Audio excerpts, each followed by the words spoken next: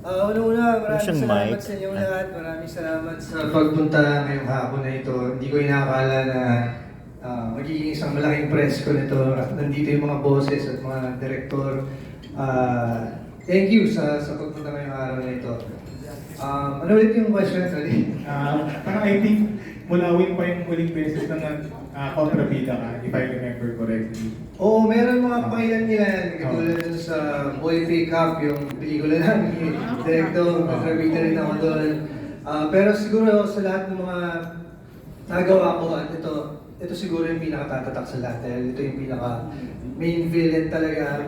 Kontrabida ako ni Alden Richards dito, kaya medyo mabigat yung role na yun, mabigat yung character na yun. So, kwento na lang, konting background about the character, ano yung mga naging preparation mo? Preparation, syempre yung pag-aaral ng lengguwahe dahil mahirap gumanap ng isang character na ibang lahi, iba yung pananalita niya. Nag-aaral siya sa Pilipinas pero syempre nagsasalita siya ng tatlong lengguwahe, may Hapon, may Tagalog, meron siya mag-Filipino, tsaka English. So yung mga accent niya, syempre, iisipin mo hindi siya pwedeng straight mag-Tagalog, hindi siya pwedeng straight mag-English. So bukod doon, may mga maraming mga Japanese lines na kailangan memoryin. Sa tulong nitong dalawang to, si Rio at si Kenji, palakpakan natin sila. Sila yung ating mga patulong doon. Sila yung gumagabay kung tama yung mga ginagawa namin mga linya doon. Kaya maraming salamat sa kanila. Sila yung talaga nakabantay doon sa mga dialogue namin. And before you've already done project na ang tema is Japanese occupation, like yung Aishimas, di ba? Pero may familiarity ba kahit pa paano doing this soap naman? Malayo-malayo ito dun sa Aishkemas eh. Although panahon din yun ng Hapon, almost pareho sila ng period. Pero syempre yung role ko doon, malayo-malayo. Ngayon, ako naman dito yung Hapon. Dati ako yung kabit ng Hapon na bading. Ayun. Pero ngayon, ibang-iba na talaga, parang nag-full circle na ako naman ngayon yung kontrabidang Hapon. Medyo mahirap.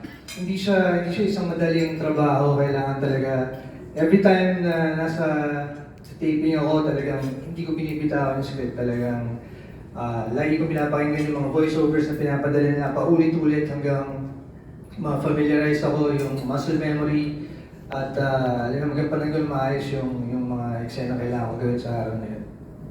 Thank you. Congratulations. Salamat po. Thank you. About si Dennis, I think yun rin yung first show niya sa GMA. Was kahit kailan. Tapos siya pa nagdadrive ng sarili niya sasakyan, siya nagbubuhat ng lahat ng gamit niya, wala siyang kasama. The consummate professional noon. Tapos sumunod nun, kaya kong i-chronicle nga yata kasi magkakasunod yan eh. Tapos nagkaroon ng Twin Hearts, hindi Twin Hearts, Twin Hearts with the Boy. Yun yung sumunod yun na show. Magkasama rin kami doon. Tapos nagkaroon ng Mulawin. I-chronicle talaga. Magkakasunod din kasi puro yun rin yung parang yan din na love team yata kami ng hindi ko sure. Mukha nga. Pero I had a feeling, no? In-embrace ko naman. Tapos nung Mulawin, nag-star na ni Angel. Andun din. Oo. Pero yun yung magkakasunod, yung wala kaming pagitan. Kaya talaga kala ko kami na rin. Tapos, nagkontrabida na siya noon sa Super Twins rin. Yes. So may mga na-skip na tapos nag-Super Twins noon.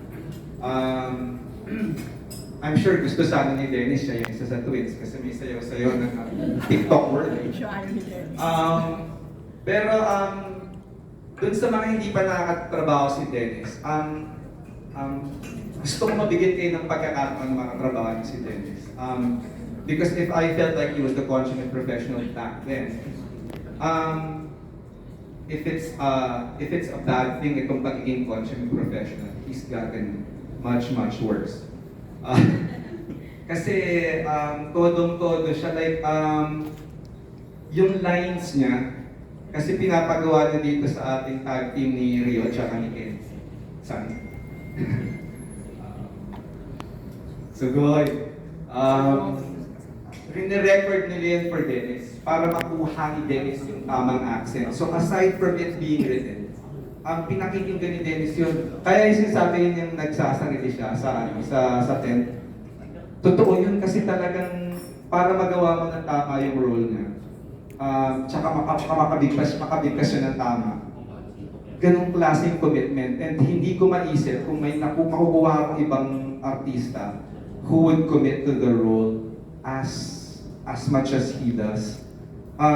Tapos ang usapan kasi namin ni Rio, ikakat mo ko if it's not at least 80% passable. Ayaw natin mapulaan ang araw.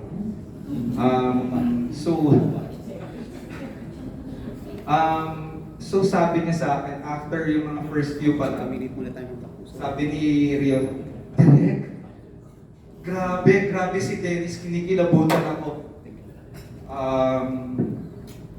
Sabi ko yun yung nararamdaman ko sa kanya, no? Pero sobrang galing nga, sabi ni Direk, it's at least 90% yung binibigay ni Dennis. That's why I'm not sure. Galing. So, pasok. Pero yun nga, mahirap na sa kanya, naghahalo-halo na yung mga lines siya. Tayo mga midnight na. Si Dennis kasi hindi yung mareklamo. That's also another thing na yung magugustuhan niyo kapag makatrabaho si Dennis. Hindi siya mareklamo. Nakikita ko minsan talaga, ang init ng suot, ulit-ulit, may naririnig na dumadang tricycle, may matingay na kung ano, yung ambulansya sa malayo na lahat, hindi pwede. Tapos ulitin na naman yung kanyang mga Japanese lines. Buti na lang yung ginagawa niya, hindi siya champa-champa. Kaya niya ulitin. Pero a lot of effort and a lot of patience. So, kahit hindi naman ito yung venue para doon, thank you Dennis. Thank you, Deren. Ayun. Ano ang masasabi mo, Denny, sa kilometro sinabi ni Deren? Sarap ng pakiramdam. Sobrang dami na namin talagang pinagsama ng Direk simula umpisa pa lang. During yung first show ko sa GMA, siya na. Tapos hanggang ngayon, siya pa rin. Kaya, iba talaga. So thank you, Direk, sa lahat ng mga sinabi mo na na-appreciate ko lahat yun. And talagang, napaka-rewarding na, alam mo yun, masabihan ng ganun dahil syempre binibigay mo rin talaga lahat ng effort mo para pagandahin, paghandaan. Masarap makarinig ng mga ganun. Thank you, Dennis. Congratulations. Endeavor. Masarap yung pakiramdam. Feeling napaka-importante mo. Dahil like ang nilalagay sa mga importante proyekto. Itong story ng Pulang Araw, noon ko pa naririnig ito mga ilang years ago, 10 years or more.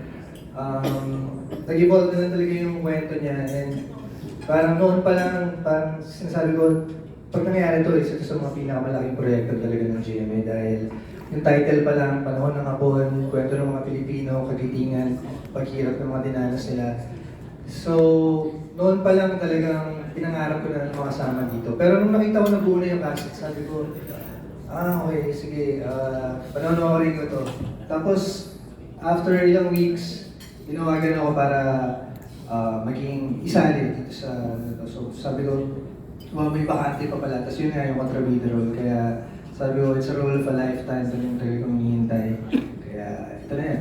Thank you, Direk. At Direk, pwede